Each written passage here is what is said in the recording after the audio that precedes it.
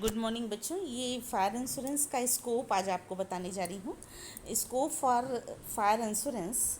देखिए क्या स्कोप होता है फायर इंश्योरेंस का। The scope of fire insurance in present time is very vast.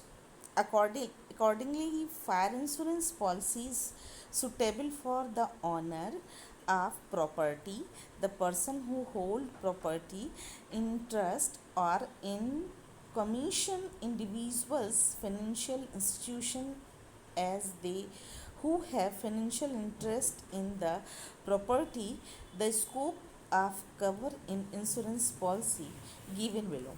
देखिए बच्चों क्या है स्कोप ऑफ कवर।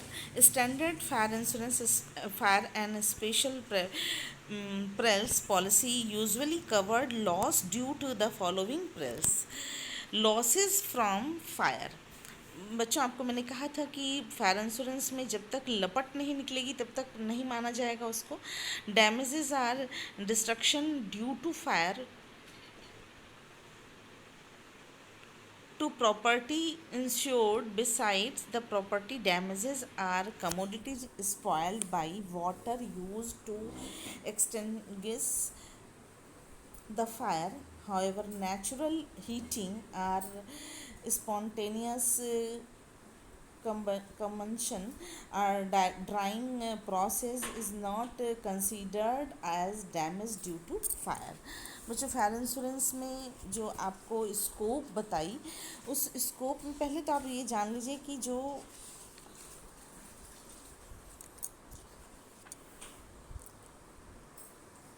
जितने तरीके के विस्फोटक कारण होते हैं जो कि अग्नि से उत्पन्न हुए हैं, अग्नि बीमा पत्र के अंतर्गत या अग्नि बीमा पत्र के पक्षकार, बीमाकर्ता पक्षकार या का जो भी उत्तरदायित्व होता है, यदि बीमा अवधि में आग लगने से बीमित विषय वस्तु नष्ट हो जाए तब बीमित पक्षकार की क्षतिपूर्ति की जाती है। किंतु अग्नि बीमा के एक मानक पत्र में अनेक जोखिमों का उल्लेख होता है। बच्चों ये याद रखिएगा कि डिफरेंट टाइप्स ऑफ के लॉसेस जो हैं उनका उनका डिस्क्रिप्शन होना, उसका उनका उनको लिखना ज़रूरी होता है। जब तक वो नहीं लिखा होगा तब तक आप लॉस किस पे कवर करेंगे ये क्लियर नहीं हो पाएगा। तो पहला ही है आपका लॉस फ्रॉम फायर, अग्नि से बीमा।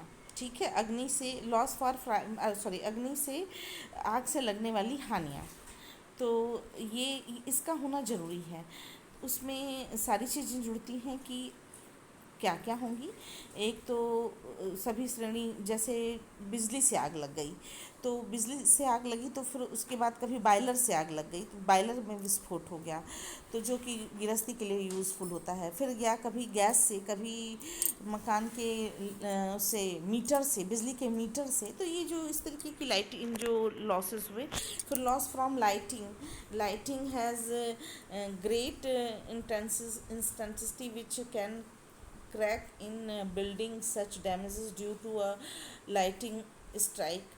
फिर स्ट्रोम, साइक्लोन, टाइफून, इस तरीके की जो चीज़ें हैं, जैसे लैंडस्लाइड, जो भी इस तरीके की चीज़ें हैं उनसे भी जो लॉस होता है, या heavy rainfall. these are various types of natural calamities result with thunder or strong winds or heavy rainfall etc. Loss or damages directly caused by their tribulations, जो ट्रबल्स उसको भी कवर्ड करती है बीमा company. However losses resulting from earthquake.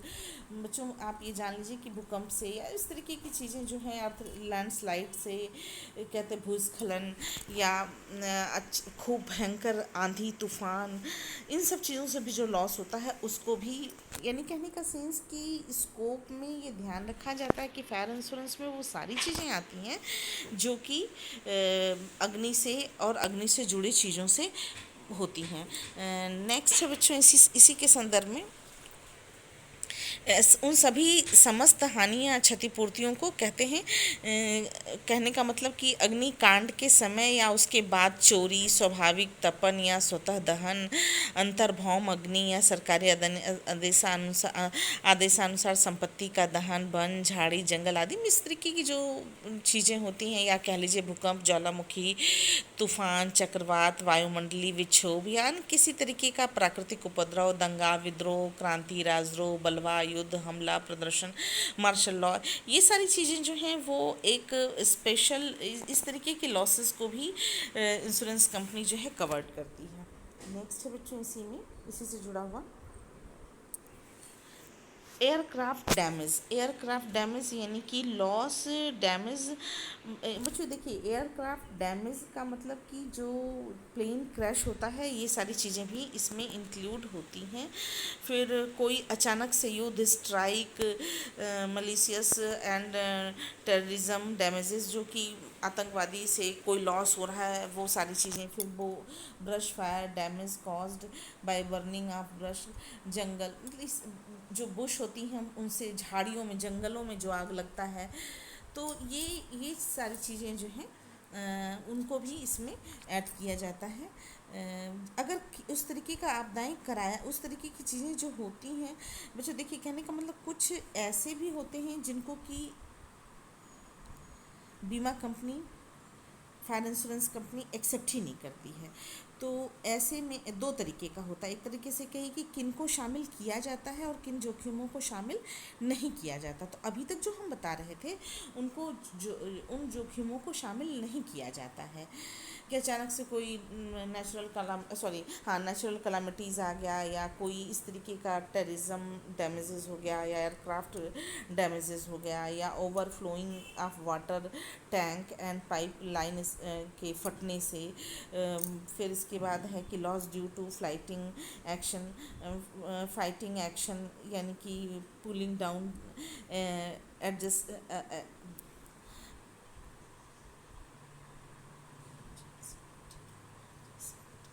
pulling down of adjacent premises by the fire breeze are in order to prevent the progress of flame is covered beside breakage of boats in। जो अभी तक आपको बताया कि ऐसे जोखिम जो केवल अचानक से हो जाए, आग लग जाए, कोई विस्फोट हो जाए, उनको बीमा कंपनी में शामिल नहीं किया जाता है।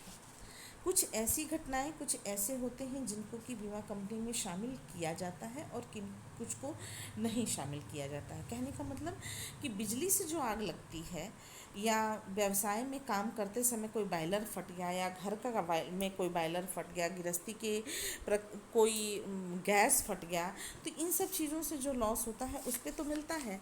लेकिन जो वो कहने का सेंस कि दूसरा ये कि कोई चक्रवात आ गया, वायुमंडल, कोई नेशनल कलामिटीज़ के कारण अगर कोई एक्सीडेंट होता है, तो उनको उसमें इंश्योरेंस कंपनी में नहीं जोड़ा जाता है। ठीक है बच्चों, नेक्स्ट है आपका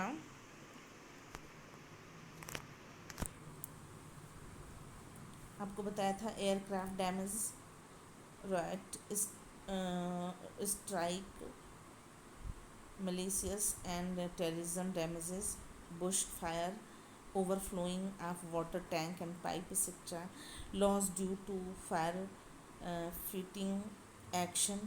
तो ये सारी चीज़ें जो हैं ये जो हैं इनकी वजह से अगर कोई लॉस होता है तो उसको ऐड नहीं किया जाता है। नेक्स्ट बच्चों, नेक्स्ट टॉपिक इसी से जुड़ा हुआ है आपका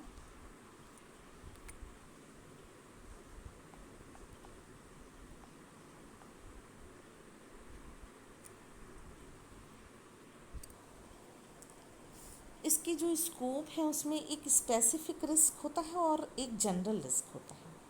स्पेसि अग्नि बीमा की जो स्कोप है उसमें दो दो तरीके से स्कोप को डिफाइन किया गया है।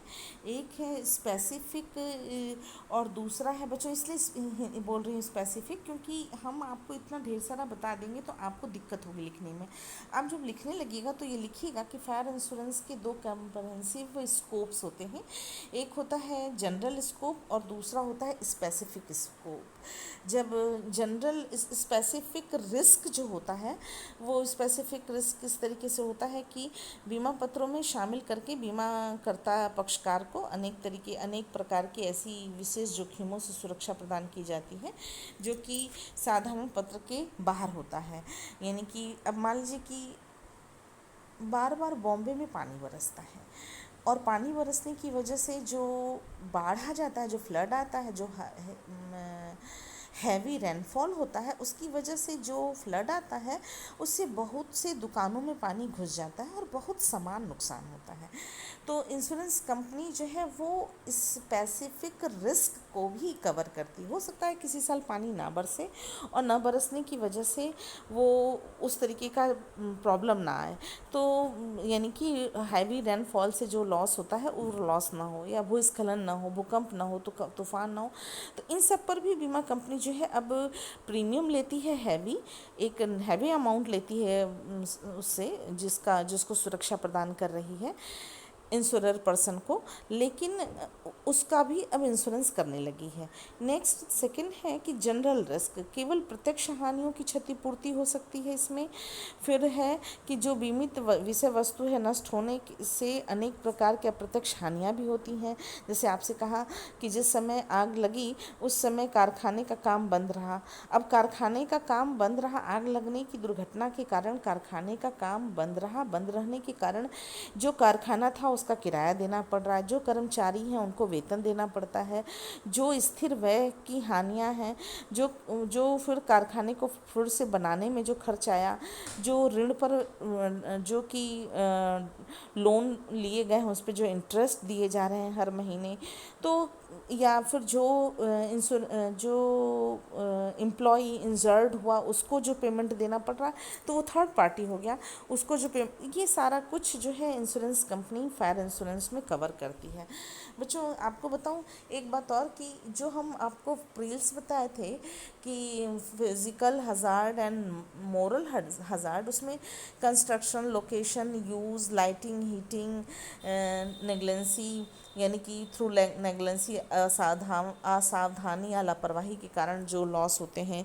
फिर है आपको बताया था कि इंडस्ट्रियल रिलेशन, जो ऑब्स्टेक्ल्स इन इंडस्ट्रियल रिलेशंस की वजह से, औद्योगिक संबंधों के में गतिरोध की वजह से। फिर है कि ड्यू टू डिसऑनेस्टी, जेलसी, बेईमानी और दुर्भावना के कारण।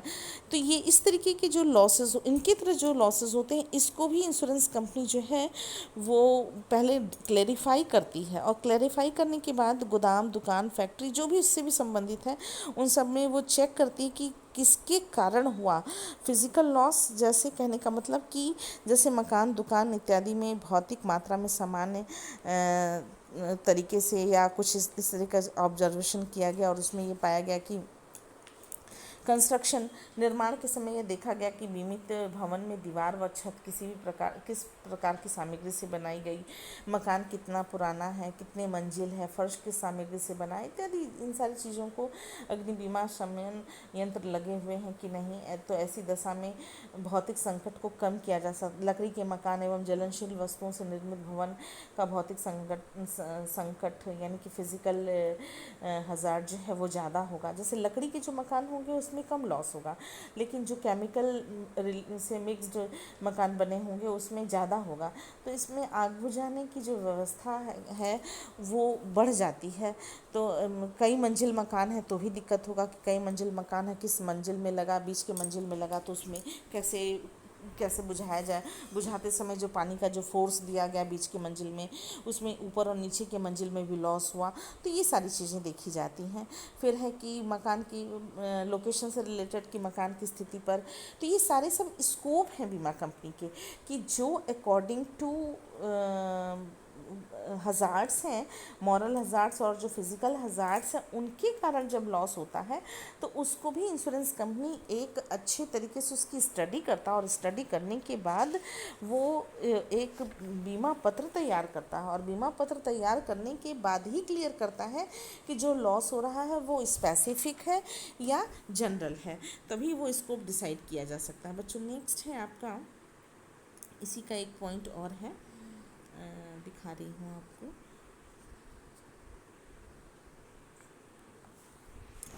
देखिए, types of insurance policy. Type of fire insurance policy क्या होती है? Types of insurance policy, on the basis of indemnity, on the basis of stock, on the basis of risk cover. देखिए बच्चों, ये type of fire insurance policy on the basis of indemnity, on the basis of stock, on the basis of risk covered। तो जो ये base बनाया गया है कि किस बिहार पर फायर इंश्योरेंस को कवर अप किया जाएगा, उसमें पहला ही है बच्चों, देखिए पहला ही है वैल्यूड पॉलिसी। पहला है वैल्यूड पॉलिसी। क्या होता है वैल्यूड पॉलिसी? वैल्यूड पॉलिसी का मतलब ही होता है कि इस प्रकार के बीमा पत्र में बीमित संपत्ति का बीमा करते समय उसका मूल्यांकन करा लिया जाता है। कलात्मक एवं दुर्लभ वस्तुएं, फर्नीचर जो कि बहुत महंगे हैं, उनका भी मूल्यांकन करा लिया जाता है कि आग लगने की दशा में बीमित विषय वस्तु के नष्ट हो जाने बीमित विषय के नष्ट हो जाने पर संपत्ति के मूल्यांकन के संबंध में कोई प्रमाण पत्र बीमित पक्षकार को नहीं देना पड़ता है, क्योंकि बीमा जब कराया जा रहा था उस समय उस पेपर पर बीमा जो इंश्योरेंस पॉलिसी पेपर है उस पर लिखा हुआ होता है कि वैल्यूड पॉलिसी है, और इस वैल्यूड पॉलिसी पर ऑन द बेसिस, इसके जो आधार हैं वैल्यूड पॉलिसी के, उस पर ये लिखा होता है कि क्या क्या क्या चीज़ें हैं जिसको कि लिया गया। जैसे कहने का मतलब कि under this policy the value of subject matter is declare and agreed at time to contract of its insurance. In this policy, insured will have to pay to the insured in the event of a total loss irrespective of the actual value of loss. Therefore, the policy violate the principle of indemnity. Agreed value of the subject matter as mentioned in the policy may not necessarily be the actual value of the property. It is issued merely only on artistic work, antique and similar rare articles whose value cannot be determined easily। बच्चों, आपको ये बात समझ में आ गई होगी valued policy की meaning क्या होती है, कि इस प्रकार के बीमा पत्र में बीमित संपत्ति का बीमा करते समय उसका मूल्यांकन करा लिया जाता है कि कलात्मक एवं दुर्लभ वस्तुएं, फर्नीचर इत्यादि का मूल्यांकन बीमा करवाया जाता है। आग लगने की दशा में बीमित विषय के नष्ट हो जाने पर संपत्ति के मूल्य के संबंध में कोई प्रमाण पत्र बीमित पक्षकार को नहीं देना पड़ता है, क्योंकि बीमित माल का मूल्य पहले से ही निर्धारित है, और बीमित वस्तुओं की क्षति के समय बाजार मूल्य के उतार चढ़ाव का विपरीत प्रभाव बीमित पक्षकार को नहीं झेलना पड़ता है। बच्चों, आपको ये क्लियर हुआ होगा कि किसको कहते हैं। फिर दूसरा है अनवैल्यूड पॉलिसी। अनवैल्यूड पॉलिसी की मीनिंग ही क्या होती है, ये सुन लीजिए।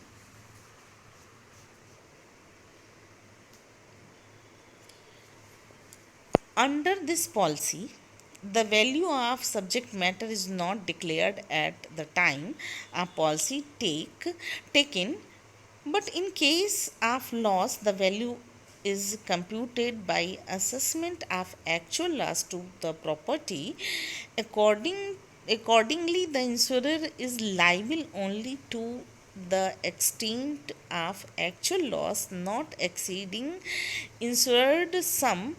This is also known as open policy. ठीक है।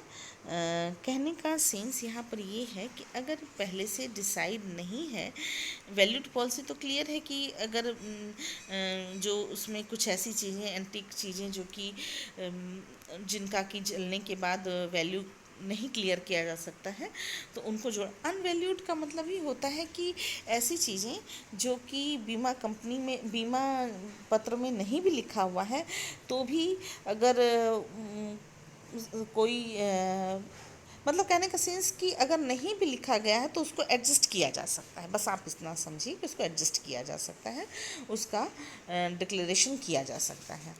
नेक्स्ट है बच्चों, नेक्स्ट टॉपिक है आपका इसी में स्पेसिफिक पॉलिसी। स्पेसिफिक पॉलिसी की मीनिंग क्या होती है ये देखिए।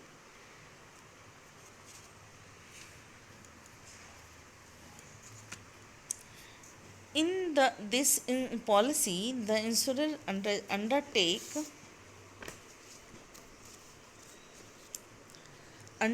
to make good the loss to the insured up to the amount specified in the policy.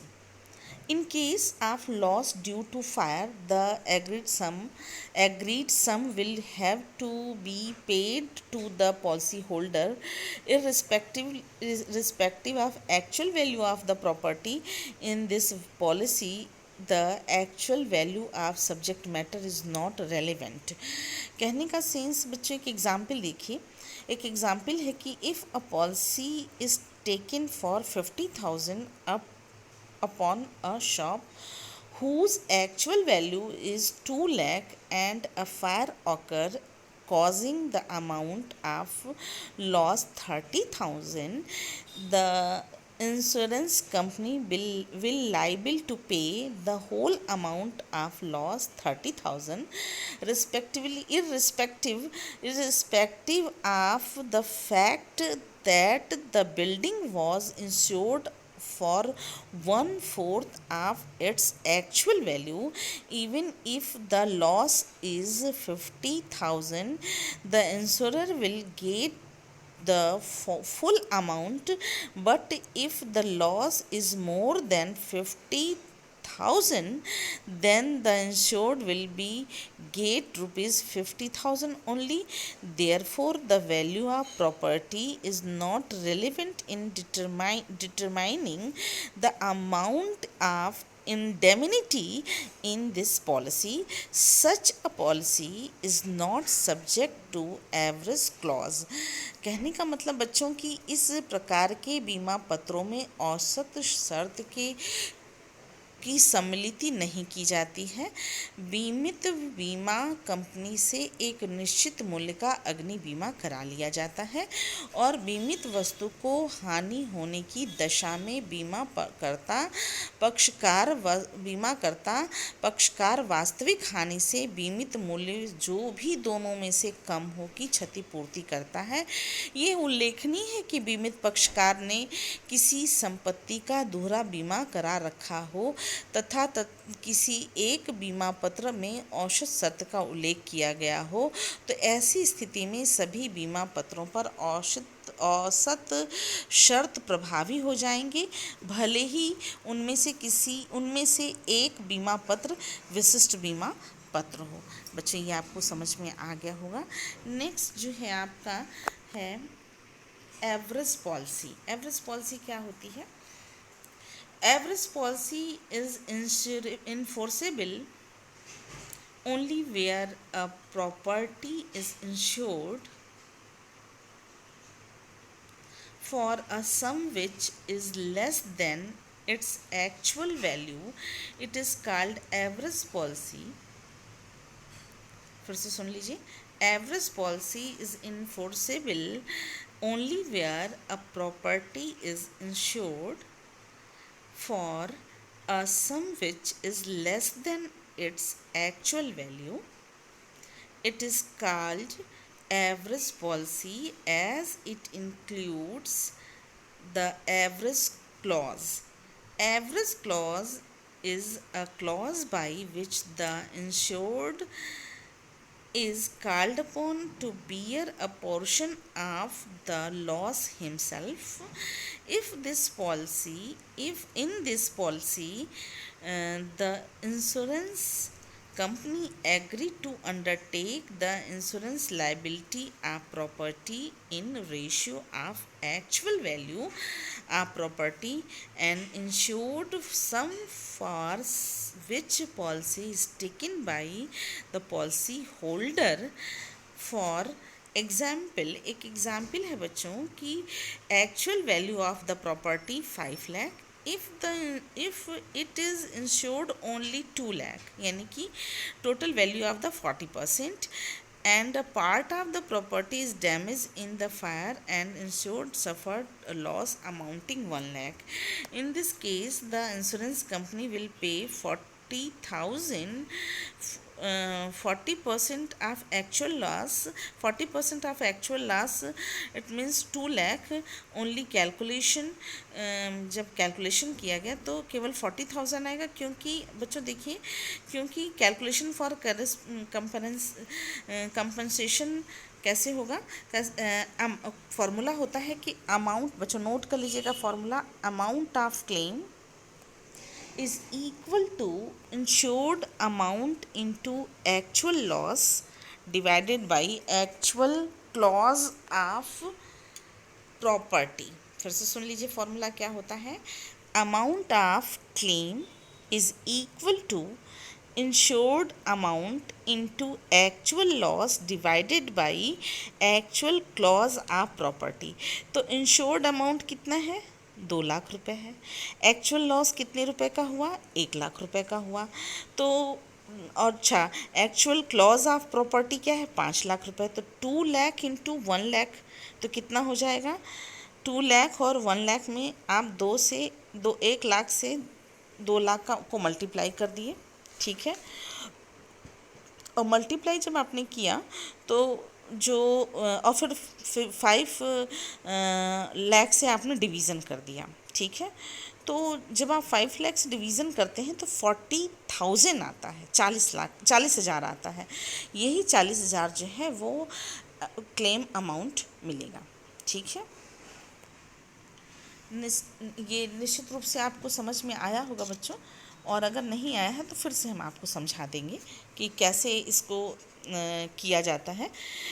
Average policy यह बीमा पत्र की औसत सिद्धांत पर आधारित होता है और बीमित संपत्ति का अल्प बीमा कराता है. ऐसी स्थिति में बीमाकर्ता पक्षकार भी बीमित मूल्य एवं वास्तविक मूल्य के अनुपात के आधार पर क्षतिपूर्ति करेगा. शेष हानि का वहन स्वयं बीमादार को ही करना होगा. क्लियर है आपको ये. नेक्स्ट है बच्चों, नेक्स्ट जो टॉपिक है आपका वो है on the basis of stock. देखिए, on the basis of stock में है floating policy. On the basis of stock में फ्लोटिंग पॉलिसी क्या होता है, फ्लोटिंग पॉलिसी ये भी आपको बता रही हूँ. when a policy cover loss by fire caused to property belonging to the same person but located at different places under a single sum and for one average one premium is called a floating policy. Float फिर से सुन लें बच्चों कि when a policy covers losses by fire caused to property belonging to the same person but located at different places under a single sum and for one premium is called a floating policy. कहने का मतलब कि चल बीमा पत्र विशिष्ट प्रकार के संस्थानों यथा यात्रा कंपनियों, सर्कस, नाट्य मंडलों, नीलामकर्ताओं आदि के लिए विशेष रूप से उपयुक्त रहते हैं। इस प्रकार के संस्थानों का माल प्रमुख कार्यालय विभिन्न गोदामों, स्टेशनों, बंदरगाहों, विभिन्न नगरों में रहता है। माल या संपत्ति की विस्तृत भौगोलिक क्षेत्र में विभिन्न स्थानों पर होता है, इसलिए एक चल बीमा पत्र ले लिया जाता है। निर्धारित भौगोलिक क्षेत्र में एक निर्धारित अवधि में बीमित वस्तु को आग से क्षति होने की दशा में बीमाकर्ता पक्षकार क्षतिपूर्ति के लिए उत्तरदायी होता है। बीमाकर्ता पक्षकार की क्षतिपूर्ति के लिए लायबिल होता है। बच्चे ये आपको समझ में आ रहा होगा कि जो वेयर हाउस वे या मतलब जहाँ लोकेट है, जहाँ कहीं बाहर है कुछ है, तो such policy covers goods the same person link to warehouses at two different location. It is not easy for the owner to take a policy for a specific amount, and hence the best way is to take out a floating policy for all the stock of goods. ठीक है। Next है बच्चों, जो next है stock direct declaration policy.